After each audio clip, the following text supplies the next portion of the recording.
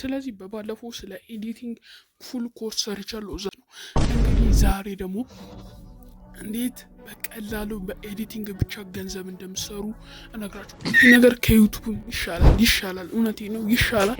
ስለዚህ ግቡና ኤዲቲንጋችሁን በባለፈው መሰረት በኪፍሪ ሞሽን ምንም እየተጠቀማችሁ ለመስራት ሞክሩ። እናም በዛው ልክ አዋጭ ነው።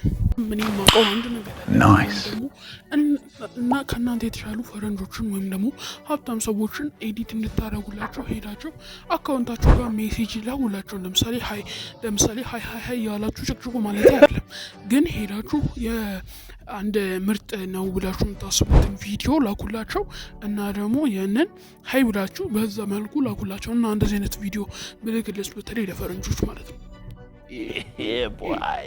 እና እንደዚህ አይነት ቪዲዮ ፈረንጆችን ምናምን የውጭ ሀገር ሰዎችን ለማለት ነው። ምክንያቱም ዶላር ነው አባቴ ዶላር ነው እና በቃ እንትን ለማለት የኢትዮጵያ ሰዎች 100 ብር ቢጥሉላችሁ ነው። ስለዚህ ሄዳችሁ አንድ ሳምፕል ላኩላቸው ከተመቻቸው ወስደው ኤዲት አድርግልኝ ይሉካል ስለሚሏችሁ እናንተ ኤዲት ታደርጉላችሁ አላችሁ እና ደግሞ ስለዚህ ያደረኩትም እሱ ነበር። አሁን ለምሳሌ አንዳንድ ማውቃቸው ቲክቶከሮች ነበሩ እና ደግሞ አሁን ለምሳሌ የአዶናይን አዶናይ ደግሞ የሆኑ በናታችሁ የማለት ለፈለግ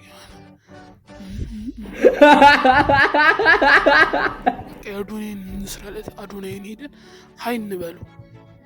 ይኸው ቲክቶክ ላይ ገብተናል፣ ፎሎን በሉና ለሜሴጅ ብለን ሜሴጅ ከገባን በኋላ አዶናይን ሜሴጅ እንልከለታለን። ከዛ በኋላ አንድ ቪዲዮ ሳምፕል እንልክለታለን የለቀቅነው ማለት ነው። ሼር ብለን ለአዶናይ እንልክለታለን። ከዛ በኋላ ኤዲት ታርጉናል። ይሄንን ለሌላ ጊዜ ማሳያችሁ ይሆናል። አሁን በቶሎ ስለማይመልስ ለሌላ ጊዜ አሳያችኋለሁ ማለት ነው።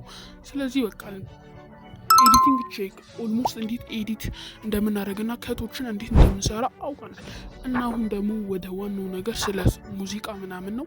እሱንም ችለናል። በባለፈው ቪዲዮ ላይ እንዴት ሙዚቃን በካፕከት እንደምሰሩ ነገራችኋለሁ። እሱን እዚህ ስደግም አልገኝም። እና ደግሞ አንዳንድ ሰዎችን መናገድ የሌለባቸው ሰዎች አሉ። አሁን ለምሳሌ አዶናይን ያናገርኩት አዶናይ ኤዲት የሚያደርግለት ሰው ይፈልጋል ምናምን ብዬ ነው እንጂ ኤዲቲንግ ምናምን አይችልም እንደዛ አልወጣኝም። እና ኤዲት ታደርጉላችኋል እና ይሄ ስራ አዋጭ ነው ወይስ አይደለም የሚለውን ከጠየቃችሁ ይሻላል። ከዩቱብ በጣም ነው ይሻላል።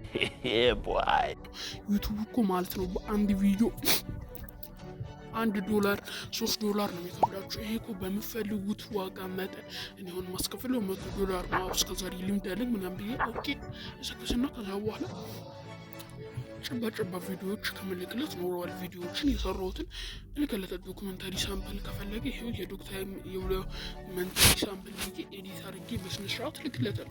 በቃ አለቀ። ከነሱ ጌታ አጉል ስፍጥና ምናምን አያስፈልግም። ምክንያቱም ሰው የእናንተን ልምድና እውቀት ይፈልጋል። እናንተ አሁን ለምሳሌ እንዲህ ነው አባታችሁ ለአንድ እንኳን አይቶት የሚያውቀው ምስል ሰው እንዲያይላችሁ የሚጠብቁት አለ ብዙ ሰዎች ይፈልጓታል። ይሄንን ሙያ የእናንተን ሙያ የሚፈልግ ብዙ ሰው አለ እና ሙያችሁን አትደብቁት። አሁን ደግሞ ለዚህ ነገር በጣም ወርቃማ ዘመን ላይ ነው ያለነው።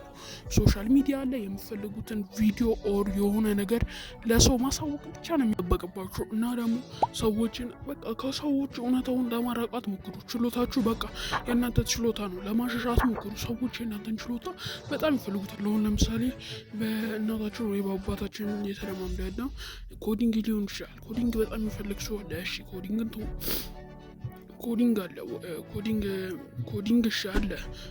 ኤዲቲንግ እንደኛም መስራት እንችላለን። እንደኛ ኤዲቲንግ ማድረግ የሚችል ፎቶ ኤዲቲንግ፣ እነዚህም ሁሉ ለሰው ማሳየት አለባችሁ። አሁን ለምሳሌ ፎቶ ኤዲቲንግ የምችል ከሆነ በቃ ኤዲት እያደረግ አንድ ቪዲዮ ተለቀቅ፣ ወይ ደግሞ ኤዲቲንጎችን ወይ ኢንስታግራም ወይ ፎቶ ላይ ልቀቅ ፖስተር። እናም ያደረጉትንም እሱ ነው።